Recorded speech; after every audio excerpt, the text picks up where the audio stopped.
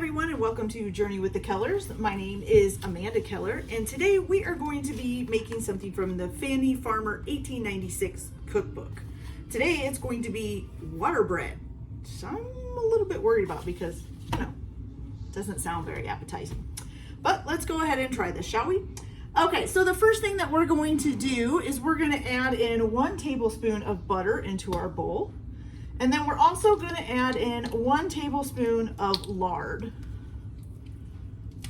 Okay.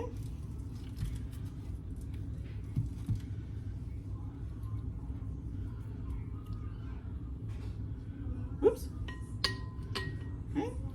And then you're also going to need about, let's see, how much salt here? 1.5 teaspoons of salt.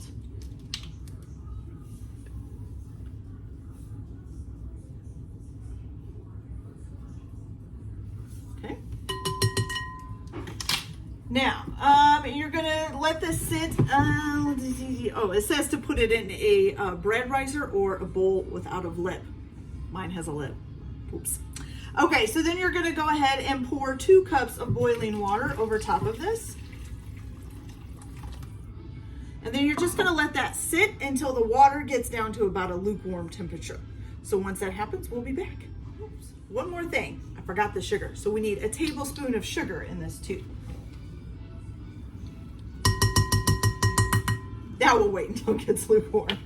Okay, you guys, so now that the water has gotten nice and down to like a lukewarm temperature, now it is time to add in the yeast. Now, for this recipe, it actually calls for 1/4 of a yeast cake dissolved in 1/4 cup of lukewarm water.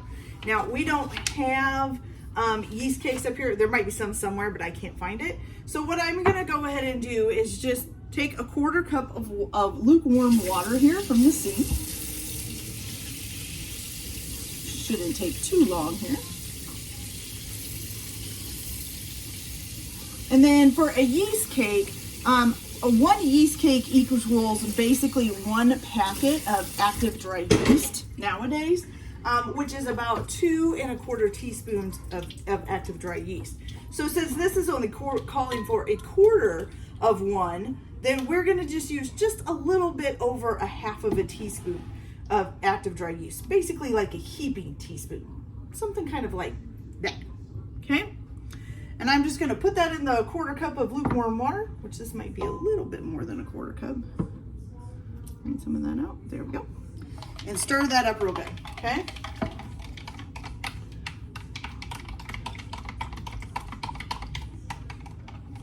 And why you want to use like lukewarm water is it kind of activates the yeast, kind of gets it moving and going so that it can make your bread and stuff rise. Okay, so we'll get that in there real good. You just want to kind of stir it up real good. Get it off of the sides up here. Make sure that everything is kind of down in there and dissolved and looking good. Okay. Splatter it all over yourself while you're at it, the usual. Okay, so once you get that done, you're gonna go ahead. I'm gonna kind of try to get some of the more of this off the sides here. There we go. So once you got that done, you're gonna go ahead and you're gonna add that into your mixture that you already had going. We're just gonna kind of give that a little bit of a stir. Okay.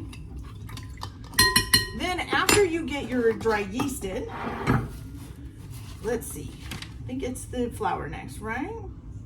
Okay, so then you're going to put in 5 cups of sifted flour. So I've got my nice little flour sifter here. And I think I'm just gonna do a cup at a time to get this all done. So here's 1 cup.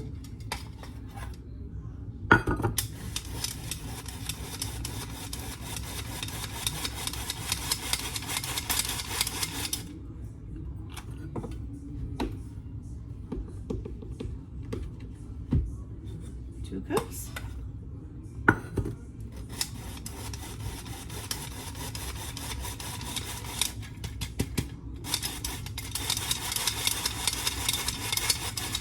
Okay.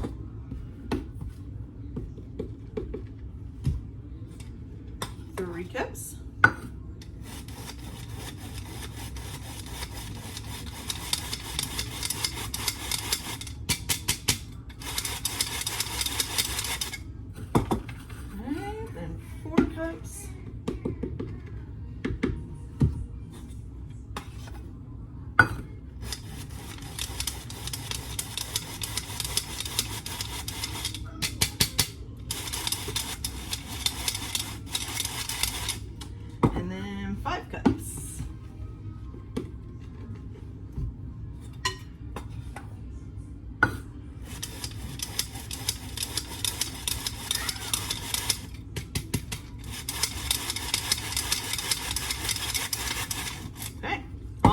you're gonna stir this all together. It says you can either use a knife or a mixing spoon. Let's see. And then we're just gonna stir this all together, okay? And then once we get it all stirred together, we're gonna have to add another cup of sifted flour. Okay. Now, the bad thing is about this recipe is that you're supposed to let this sit overnight. So hopefully you can find a good place to put it where no little animals will try to get their feet in it.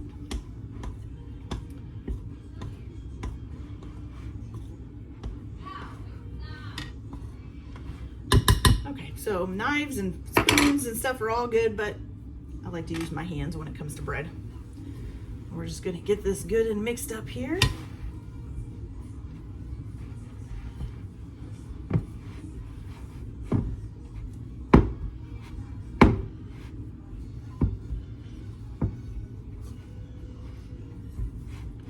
You want to make sure you get it all mixed in, so there'll be like little pieces. You want to kind of put those in and kind of really knead them down in there. Okay. Make sure you clean off all the surfaces of the bowl.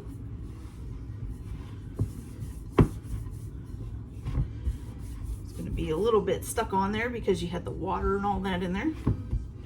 So make sure you get all that done. Add it in there. Okay, then once you get that done, then you're going to add your 1/6 cup of sifted flour. Okay, this, I'm just going to sift that right over there.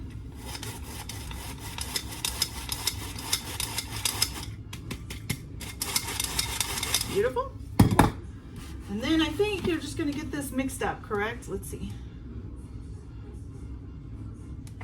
Yeah, so you're gonna add the remaining, the last cup of flour, and you're gonna mix this all up, and then you're gonna turn it out and knead it for a little bit. Getting this last little bit of flour is gonna be a little bit difficult.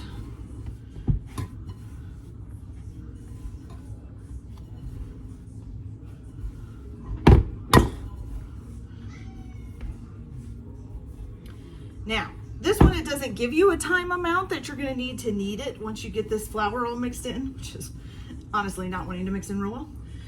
But basically you're supposed to make sure that the dough is elasticy, I think is what it says. Smooth and elastic to the touch. And it says that maybe some bubbles might appear on the surface as well. So usually it takes quite a while, and you have to get kind of used to kneading bread. Now, I, in the past, have liked using a bread maker. It's a lot easier. And I know you can also use a hand mixer now, or not a hand mixer, I'm sorry, a stand mixer, and just use the dough hook, and you can knead bread that way too. But because we're following the directions of this recipe, which is from 1896, they wouldn't have really had any of that. So we're gonna do it the way that they would have done it. Just to say that we can. Yeah.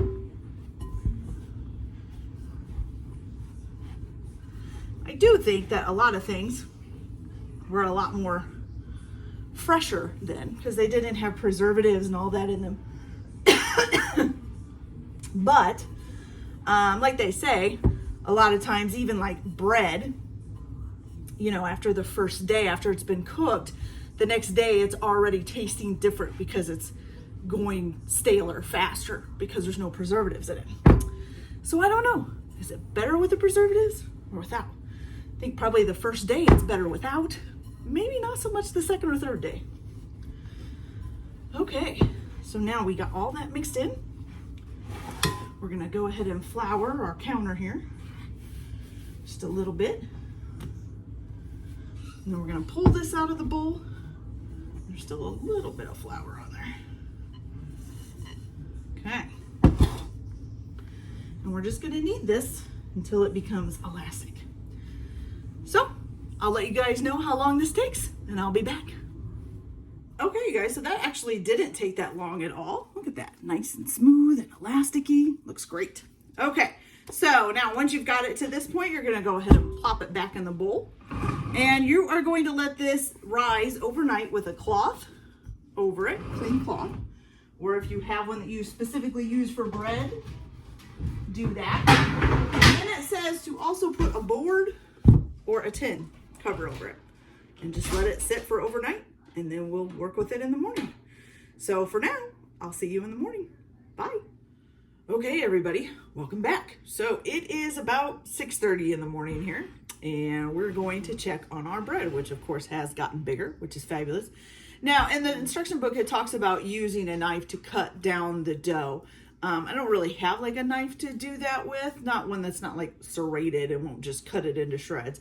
So I'm just going to use the method that I've been taught, which is basically to punch the dough down and knead it a little bit and see how we're doing. Okay, so basically you're just going to punch it right in the middle and it should kind of deflate out. Now, what is the purpose of rising? So for rising is basically used to help the bread become more elastic and things. It also does a lot of things for the nutrients and stuff in the bread. And so basically why you want it to rise is that it helps it to get everything fermented and ready to go. Now, the thing is it ready? Do you need to do 2 rises before you stick it in the pan? Well, for this one, I'm not so sure. They say that if you put a dimple in it and the dimple doesn't come out like that, then it means the bread is ready to be baked. But for this bread, you're supposed to make 2 loaf pans. So they're saying that if it's not big enough, once you've kind of cut it down and kneaded it a little bit to do that, then it probably needs to rise again, which this doesn't really look big enough to do two loaves.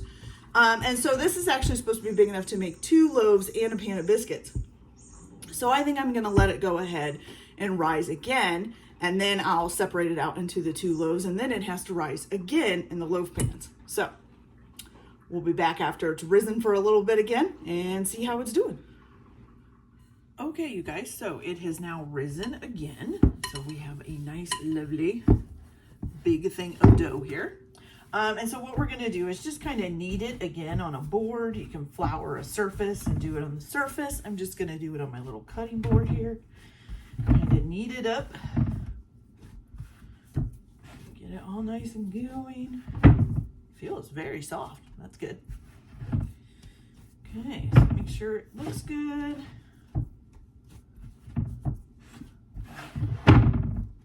Okay, now what we're gonna do is go ahead and I think I'm just gonna use a knife and cut this in half. I think it'd be easier in that way. Okay, and so like I said, it can make 2 loaves of bread and a pan of biscuits. I'm just gonna make it the 2 loaves of bread. So hopefully that won't make the bread loaves too big because I didn't put a pan of biscuits into. So you're just gonna basically knead each piece up a little bit and then form it into a loaf as best you can. And then you're gonna put it in a greased bread pan. And I'm just gonna kind of put it in here and then kind of smush it out to be the size of the bread pan. Okay.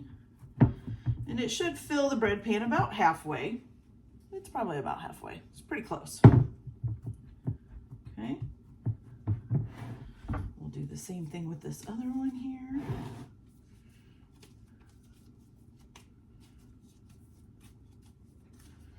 Make sure you knead it a little bit. All right, now let's kind of form it into a loaf. Now I have 2 different bread pans, so one's a little bit wider than the other one is. All right, so put that down in there and just kind of stretch it across. Form it into the pan. Beautiful. Like I said, make sure that you have your pans greased. I use shortening for stuff like this because usually I feel that the spray oils don't usually work as well as using shortening does. So I just use shortening. Okay, so now we're gonna let these sit and rise again. So we'll be back in a little bit after they do that. Okay, you guys, now that we have the bread nice and risen in the pan, so now it's time to bake them. So in this book, like I've said before, it doesn't give you like oven temperatures, and for this, it really doesn't give you an exact amount of time. I went ahead and set my oven to 350 degrees. So according to what the book says, the first 15 minutes should be the bread rising, the next 20 minutes should be the bread browning, and then the last 15 minutes should be the bread basically getting done on the inside. And it says the last 3 minutes you can also coat the bread with a little bit of butter if you don't want such a crusty crust, I guess. So I'm just gonna have to try to say that these bake for about 45 minutes, but like I said, since we don't really have an oven temperature, I'm not completely sure. So we're just gonna have to kind of wing this and hope we do it correct. So I'm gonna go ahead and stick these in the oven. I'm gonna check them about every 20 minutes or so and see how they're doing. And then once I get them pulled out, I will come back and let you guys know about how long it took to cook. So we'll be back in a little bit. Okay, everybody, so it's all nice and cooked up. Look at that. Doesn't that look fantastic? Yum. Okay, so we're just gonna cut a nice little piece off here.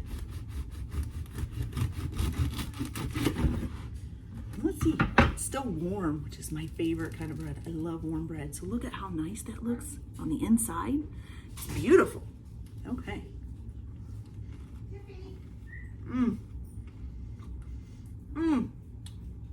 That's delicious.